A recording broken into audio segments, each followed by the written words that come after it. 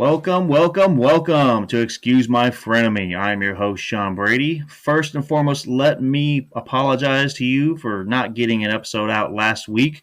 So this is usually the part of the program where I tell you this is a podcast where two fans of rival teams try to put their sports allegiances aside to discuss some of the big topics of sports.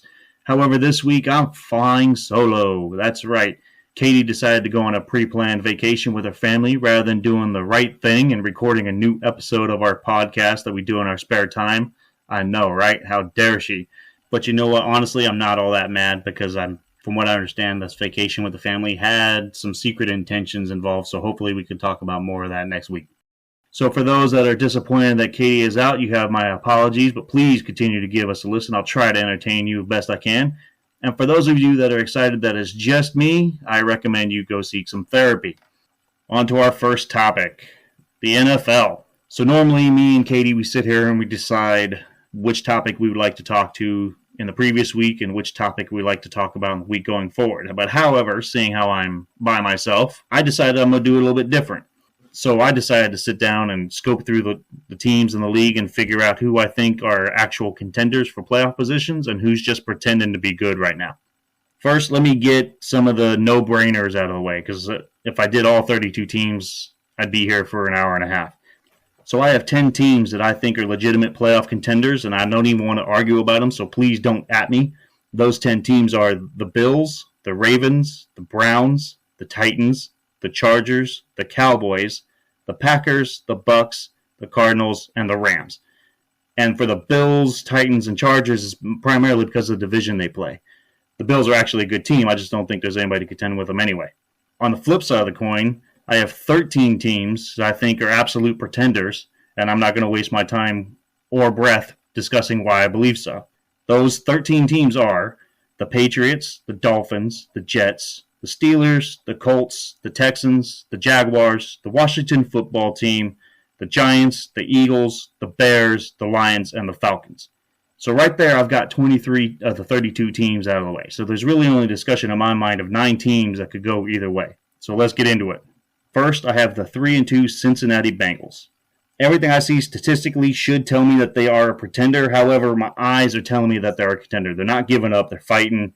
Yes, there's been a couple times where they appear to have played down to their opponent, but they've also played up to the good opponents as well. Specifically, last week when they went toe-to-toe with Green Bay, I know there was 5 field goals missed in that game, and either team could have won, but the fact they're even hanging with them shows that they're actually a legitimate team this year. I think that their biggest problem is that they tend to fall behind, and almost every game I could think of that I've heard about them, they've had to come from behind. Sometimes they pull it off, sometimes they don't, but if they just like they did with the Steelers, if they do not fall behind, they can be a legitimate good team that can make the playoffs.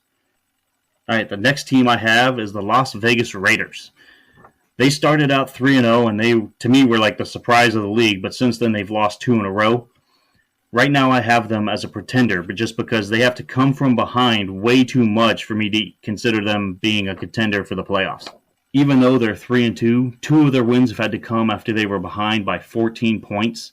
And their offense has struggled the last 2 games, and their defense just isn't good enough to compensate for their offense whenever they're struggling. So unless they can start finding a way to stop falling behind and trying to come back, I don't see them making the playoffs. I see them struggling throughout the rest of the year. The next team on my list is the 3-2 Denver Broncos, who also started out 3-0, but have also lost the last 2 games. I think the Broncos' their 3-0 start was fool's gold because I don't like to talk about a team's record not being reflective of who they are, but the Broncos literally didn't play anybody in the first 3 weeks. The 3 teams that they played have been combined 2-13 this year, so they just weren't as bad as the other teams that they were playing. And the only 2 times they've played legitimate teams, they got routed by the Ravens, and they were down by 14 points in the fourth quarter to the Steelers, and the only reason that score was as close as it was because they managed to come out with 2 late touchdowns. So unfortunately, I think the Broncos are also going to be a pretender, and they're not going to get in the playoffs either. The next team I have on my list is the Kansas City Chiefs, who are 2-3. Some folks may be surprised by this, but I have them as my pretenders. I mentioned this on our previous podcast. Until they fix their defense, their problems are not going to go away. They're last in the league in points per game. Their defense is 29th in the league in giving up both passing and rushing yards. Their defense has the 3rd most penalties and over 54% of the time the opposing offense drive ends with a score. Now, this comes with a little caveat because in their next 3 weeks, I got a feeling they're going to look good because they have the Washington football team, they have the Tennessee Titans, and they have the New York Giants. But after that, for the rest of the season, they only have one game against an opponent that's currently under 500 for the season, and that's Week 16 against the Steelers. Every other opponent they have is currently 500 or better. Moving on to the NFC, the first team I have on my list is the 2-3 Minnesota Vikings. Now, I have the Vikings as a contender because they started out their first 2 games with brutal losses. They had an overtime loss against the Bengals, and they had a missed field goal to win the game against the Cardinals. Now, those still count as losses, don't get me wrong. I'm not big on the moral victory. However, that does show me that they're a team that's better than what their record implies. And I think they kind of proved that because they went out and they beat Seattle, and then they had a real close game against the Browns where the Browns defense just had an elite day and shut them down. But I think that's more of the exception than the rule. Don't see them winning the division because last time I checked, Green Bay's still in it. But I do think that they can make the playoffs. The next team I have on the list is the Carolina Panthers, who started 3-0, but that seems to be a theme. They've also lost the last 2 games, too. However, I think the Panthers are a playoff contender, basically for the opposite reason of the Chiefs when it comes to their schedule. They have 8 games left against teams that are currently under 500, including the next 4. And when you throw in the fact of that schedule combined with how they statistically have the second best defense in the league, I could see them getting on a run and getting into contention for a playoff spot. The next team on the list is the New Orleans Saints, who are 3-2. So this is the one team that I have flip-flopped on the most since I started thinking about this. And I've come down to the fact that I really have no clue about the New Orleans Saints. They are way too inconsistent to try to pick if they are a contender or not. They might be a contender because their schedule seems to be favorable. They have a bye week this week, and they don't play again until the following Monday night against a Russell Wilson-less Seattle Seahawks team, which gives them 14 days to prepare. So if they lose that game, they're definitely a pretender. But I cannot ignore the fact that their schedule is favorable and the fact that they have the ability to put up a lot of points, even if they aren't very consistent at it. So the next 2 teams I have on my list are both from the NFC West, which is the Seattle Seahawks and the San Francisco 49ers. I'm going to tell you right out the gate, this has nothing to do with being a Cardinals fan. However, I have both of them as being pretenders, and it's simply because I haven't seen either one of these teams put together a full, complete game yet. They've had good halves. The Niners, they started out 2-0, but they've since lost 3 straight, and their 2 wins are against the Lions and the Eagles. And their biggest problem to me seems to be that they just cannot get out of the gate in the first half. So in their game against the Eagles, they only put up 7 points in the first half. Same thing for when they played Green Bay. Same thing for when they played the Seahawks. And in the Cardinals, it was even worse because they didn't even score in the first half at all. So they are real slow on getting out of the gate. So until they get that problem fixed, I don't think they're going to be a contender. Plus, the injury bug seems to be biting them again. And if there's one thing I learned from last year with the San Francisco 49ers is they have the inability to overcome injuries. Similarly, the Seahawks are going to have to do a little bit of next man up because Russell Wilson is out for at least the next 4 weeks, and that's best case scenario. But even when he was in there, they hadn't put together a complete game either. They blew that big lead against the Titans, I believe, week 2. And I think they had a terrible second half against the Vikings where they pulled them away. And in both their first half against both the Niners and the Rams, they did not look good. And if it wasn't for decent second halves, both those games could have been very terrible as well. Okay, so now moving on to some Week 6 predictions. I did get a hold of Katie before I recorded this, so I did get her predictions for this week. So with that, here we go.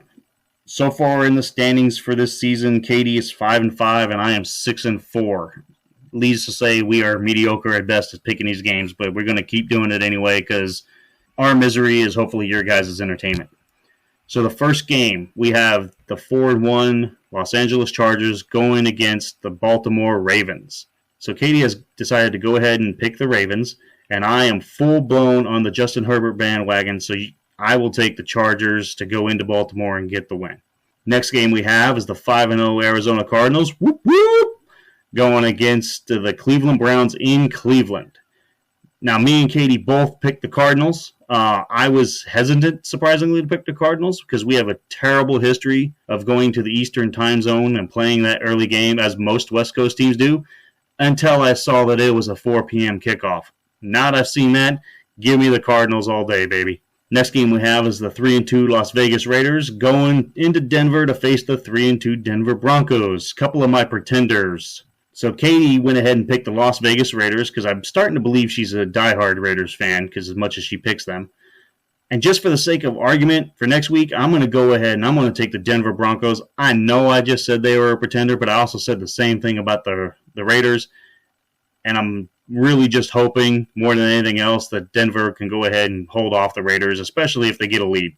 The next game on the list is the 4-1 Dallas Cowboys going into New England to face Bill Belichick and the Patriots, who are 2-3. Katie went ahead and told me she was going to take the Cowboys, which kind of bothered me because I wanted to take the Cowboys, but because I just refused to agree with her anymore, I'm going to go ahead and take Bill Belichick and the Patriots. Hopefully Bill could come up with some kind of defense that will slow down Dak Prescott. I don't have a warm and fuzzy about this one, but if I could avoid agreeing with Katie, I'm just going to go ahead and just disagree with her every time. Now, having said that, our final game was the Sunday night game with the 2-3 Seattle Seahawks going into Pittsburgh to play the 2-3 Pittsburgh Steelers. So we all know Katie was going to take her beloved Seahawks to go get the win on the road, and for a change, I am going to agree with her just because I cannot bring myself to cheer for Ben Roethlisberger or the Steelers. So I don't say this very often, but go Seahawks, and I hope that they just pound the Steelers into the dirt. Can we talk about something else?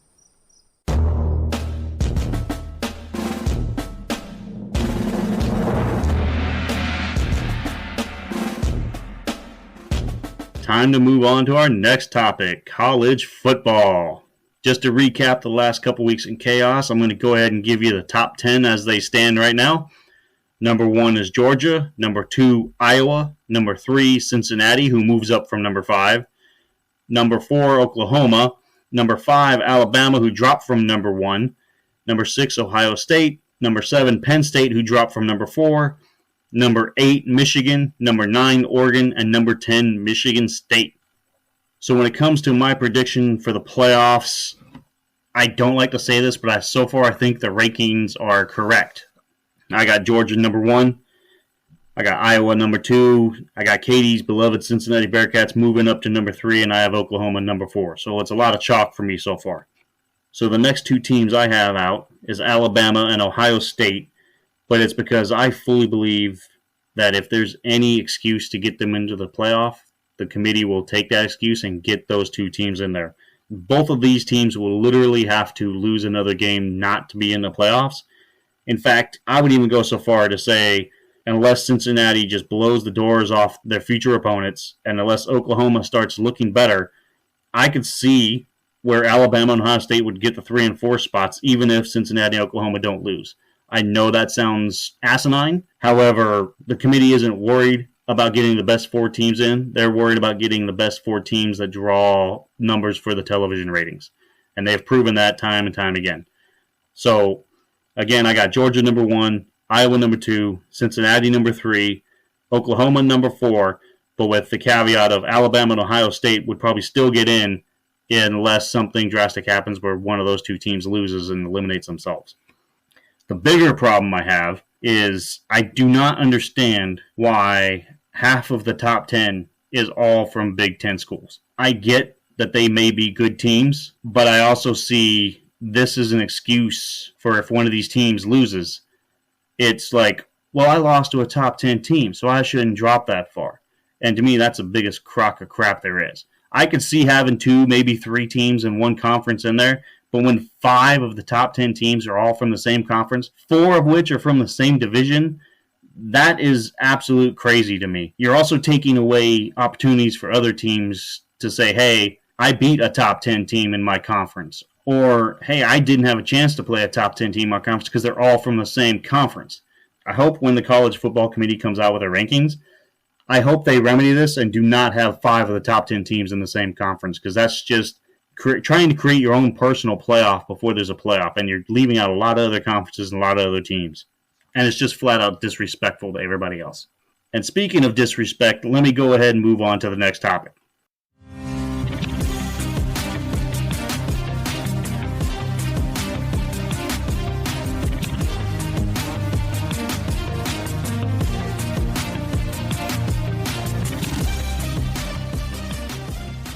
moving on to our next topic. So usually me and Katie, we sit down and we discuss what topics we're going to do beforehand. But because I'm flying solo, I got to pull one out of left field that really just bothers me.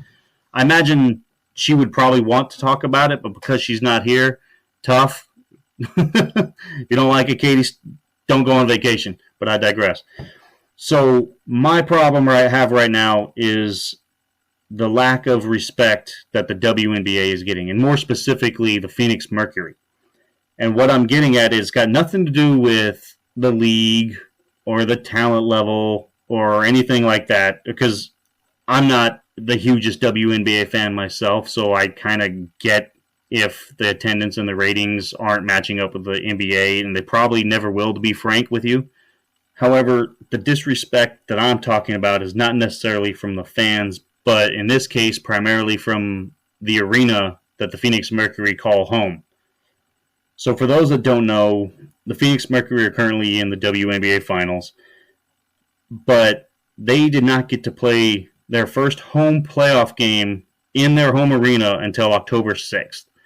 So for a little bit of history, they were the home team for a single elimination game against the New York Liberty on September 23rd, but they didn't get to play in their home arena because there was a concert for Maluma. I believe that's how you pronounce that. I'm sorry if I mispronounce it, but I have no idea who that is. But that individual had a concert at the Footprint Center, so the Mercury had to relocate to Grand Canyon University. Then on October 3rd, on their second quote-unquote home game against the Las Vegas Aces, they had to go play at Arizona State's Desert Financial Arena in Tempe because their home venue, the Footprint Center, was booked for Disney on Ice. They finally get to play their first real home game on October 6th, but even that one took a little help, which is sad. The game originally conflicted with the preseason game between the Phoenix Suns and the LA Lakers. Now, the Suns and Lakers agreed to move up the start time so that the Mercury playoff game could take place in prime time and get the center stage. Now, first and foremost, kudos to the Suns and the Lakers for doing what is obviously the right thing and taking a bow to a team that is clearly in the playoffs and playing for their season, especially when your game is a preseason game that, let's be honest, amounts to zero. Now, I will give them credit for it. However, like I said, this was the obvious right thing to do. So if they didn't do it, I'd be all over them. But I can only give you so much credit for doing something that shouldn't have been an issue in the first place. But having said that, business is business. They could have made the Mercury move again, so I will give them some credit on going ahead and coming together and agreeing to move up their own start time so that the Mercury could play it at center court, so to speak. Now, the sad thing is, upon doing some research, apparently this is not anything new for the Phoenix Mercury. In fact, 4 of their last 7 playoff home games have not been played in their venue. I have heard excuses that the main issue stems from the WNBA's playoff format, which has gone to single elimination games in rounds 1 and 2 before they actually get into a series in the semifinals. So the excuse is, hey, these cities, we don't know we're hosting a playoff game until a day or two beforehand. Let me be frank. That's bullshit. Straight up BS. And here's why. The NBA's playoffs, they have a play-in tournament now, or at least they have in the last couple of years. I don't see those teams having to reschedule even though they find out a day or two. And furthermore, I don't see other sports like baseball or football having to rearrange things because they don't know who's coming in to or who's hosting the playoff games until the last game of the season either. However, what I will tell you is if it was an NBA game, or for that matter, baseball or NFL or any other professional sport for that matter, I can guarantee you that that other event that conflicted would have had to have been moved or rescheduled. There's no way that the professional sports team that calls that arena home would have to be the ones to move. So I do not understand in any way, shape, or form why the WNBA and specifically the Phoenix Mercury are being asked to play their playoff home games in another arena rather than the place that they call home. Now, what those other leagues do, they either A, ensure that the dates where the playoffs could possibly occur are left open, or B, I would assume they have a clause in the contract with whatever event is coming in there stating that their event does not take precedent over the home team sporting event. So I do not understand why the Phoenix Mercury do not get the same treatment. Last time I checked, they are a professional sports team. These female athletes are being paid to play. I do not, for the life of me, I'm getting frustrated, and I hope you can tell in my voice, I do not understand why they are being forced to play playoff games in arenas outside where they normally play because of a pop concert or because of Disney on Ice. Get out of here. That's utterly ridiculous. And don't get me wrong, I get that the NBA probably draws in more money than the WNBA. And hell, for that matter, that pop concert and Disney on Ice probably draw more money as well. But I cannot excuse a venue that claims to be the host arena for a professional sports team not having the wherewithal to anticipate that their own team might make the playoffs. That is an absolute joke. Hey, Footprint Center, do better. Or better yet, be respectful. Because what you're doing right now, the Phoenix Mercury, is utterly disrespectful, and you should be ashamed of yourselves. Okay, I'm going to take a woosah moment, and I'm going to move on to our last topic.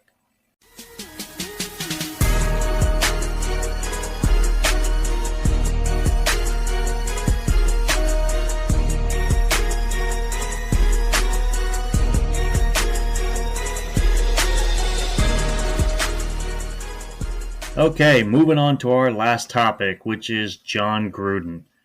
For those that don't know, Jon Gruden has stepped down as the coach of the Las Vegas Raiders after an investigation into the Washington football team led to the discovery of some less than favorable emails that he's been sending over the past 7 years.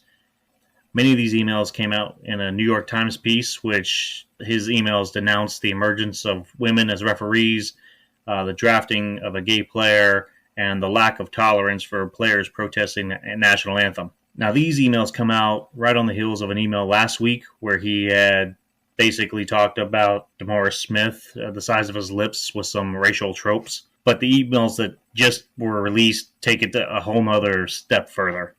Gruden was initially sending these messages to Bruce Allen, who was the former president of the Washington football team.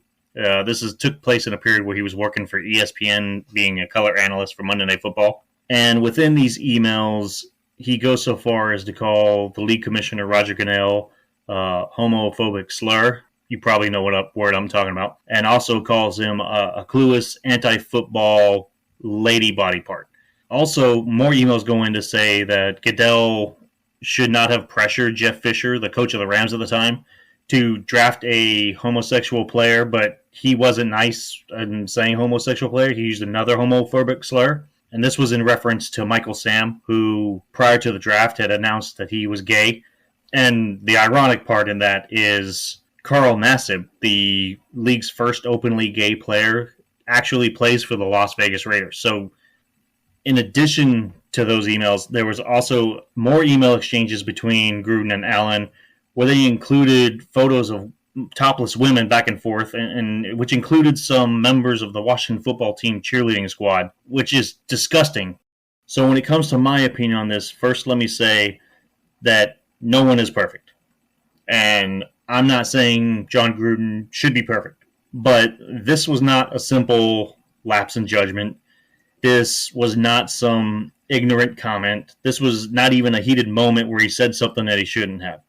In fact, with the first email last week about DeMaurice Smith, if that was the only thing that came out, then Jon Gruden would still have a job today. His biggest repercussions would have been he would have to give an apology, maybe a promise to do better, maybe even go so far as to volunteer for some cultural awareness counseling.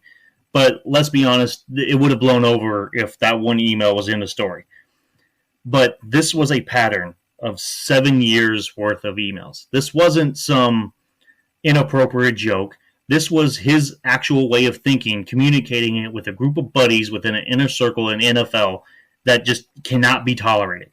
And with these emails, it seems as if he's going after anybody who isn't like him or anyone who doesn't fit what he thinks football should be. Now, I know a lot of people are upset that they're reaching back for these emails and they're punishing him for it, but you're in a league that is in the middle of a promotion of social justice and equality. You're putting things like end racism and equality on the messages on the field, on the players' helmets. You cannot have somebody with this in their background on your payroll while trying to get that message out. Because make no mistake, yes, the NFL is a sports league, but even above that, the NFL is a corporation. And any corporation, whether sports or not, is not going to keep somebody around who has publicly embarrassed their business in a manner in which Jon Gruden has. And I'm also hearing, well, he didn't work for the league at the time. And to be blunt, I don't care. Even if he was still commentating for ESPN, he'd still be unemployed. And keep in mind, he may not be the last domino to fall on this. Because remember, this all stems from an investigation into the Washington football team and not the Raiders. Right now, there's a public outcry for the NFL to release all the emails because everybody knows he's not the only one. You cannot be sending emails with that level of comfort, with language like that, and be the only one. You don't get to a point where you're sending emails like that over company emails without having set the pattern well beforehand. And the baffling part is the first person to face repercussions for this investigation isn't even on the payroll of the team that's being investigated.